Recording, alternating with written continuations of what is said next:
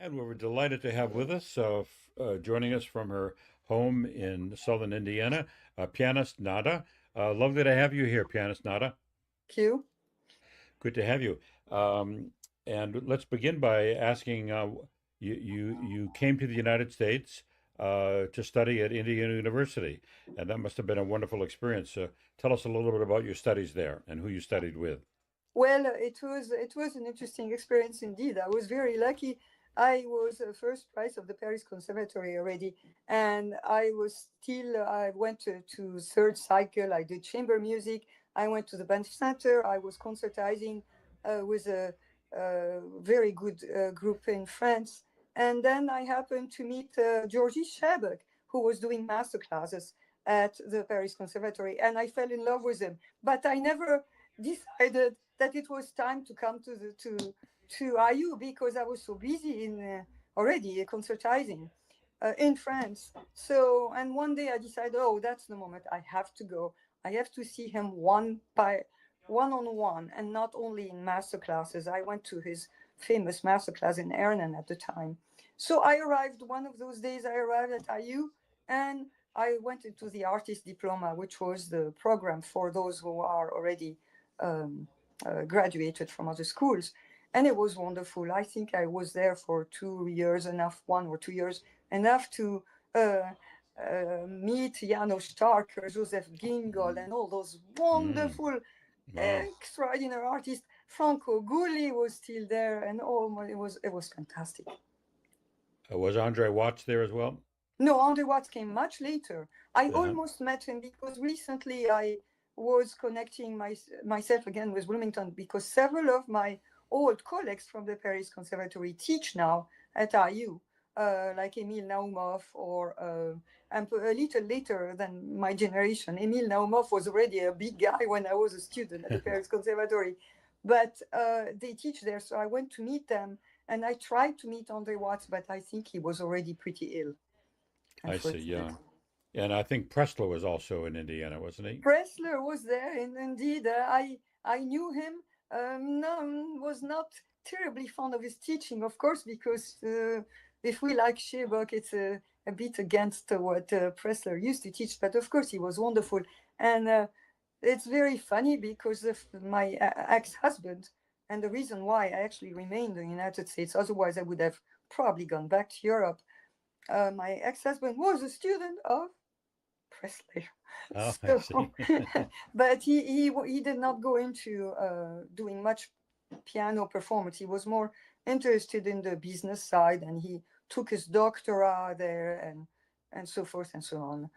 And then we moved to Louisville and started a concert series, educational programs together until we divorced. It's an old story, but yeah. Anyway. Well, that happens.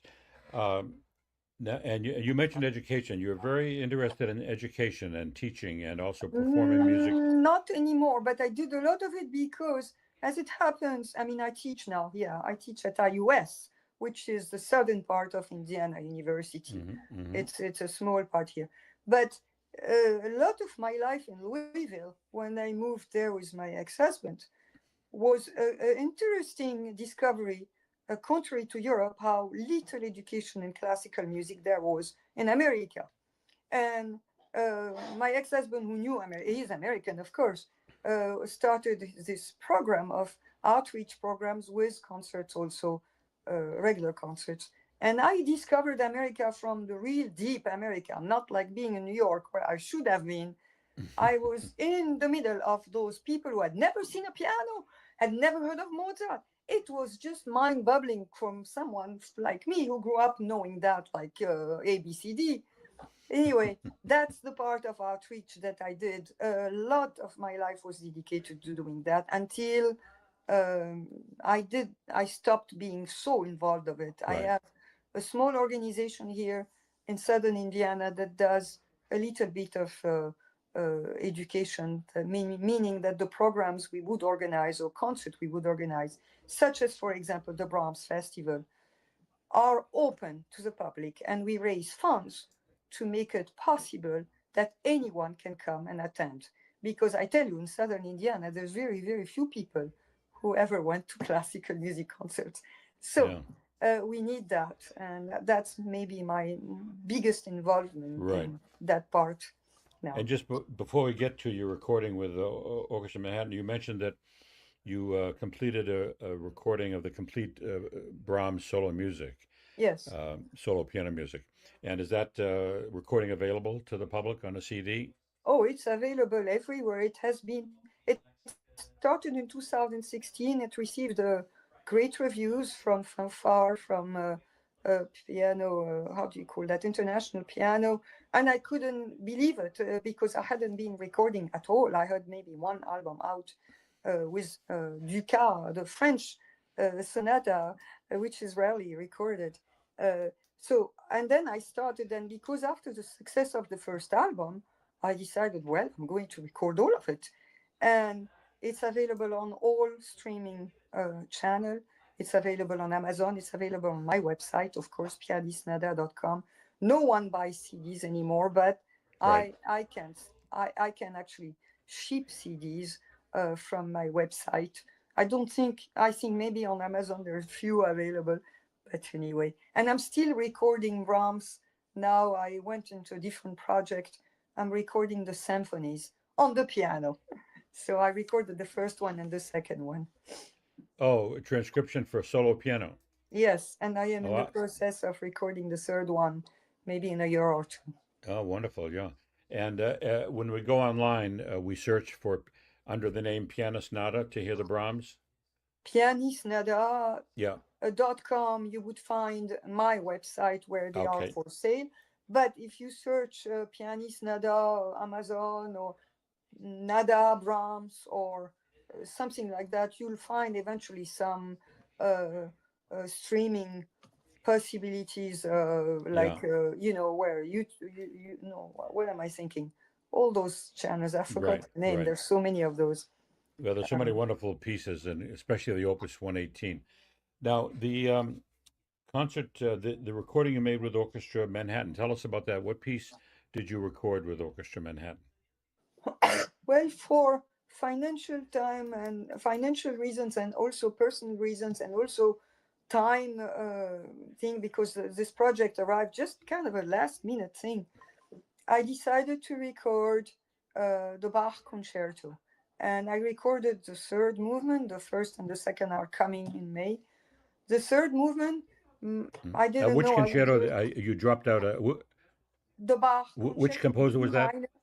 Bach. Bach, Right. keyboard concerto, Johann Sebastian Bach, Right. BWV 1052 in D minor, the one that has so many versions, including a cantata and a violin version.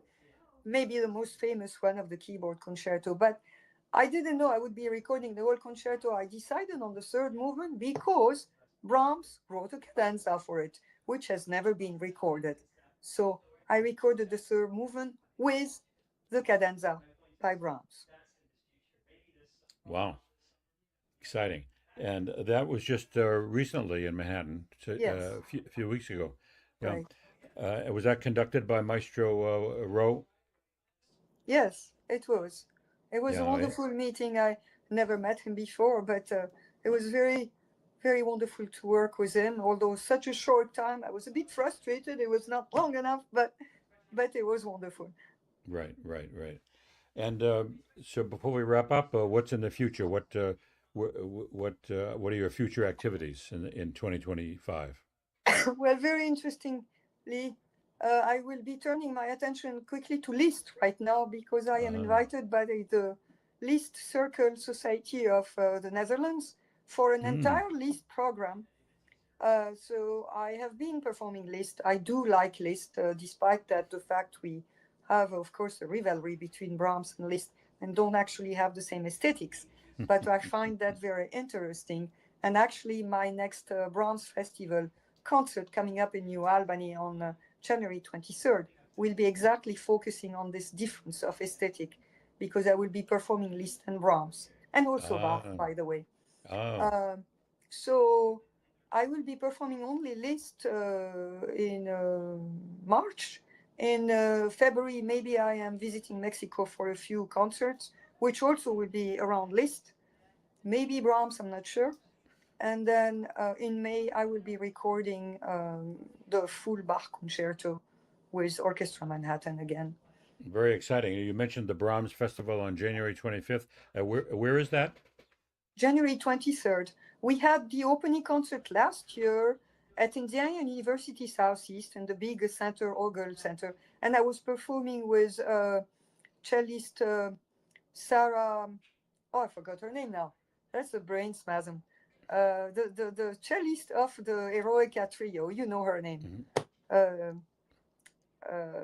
Anyway, Sarah and I performed the cello sonata. That was the beginning of the first concert. And then this year it's only me, and we are doing it in New Albany. New Albany is where Indiana University Southeast is located. Okay.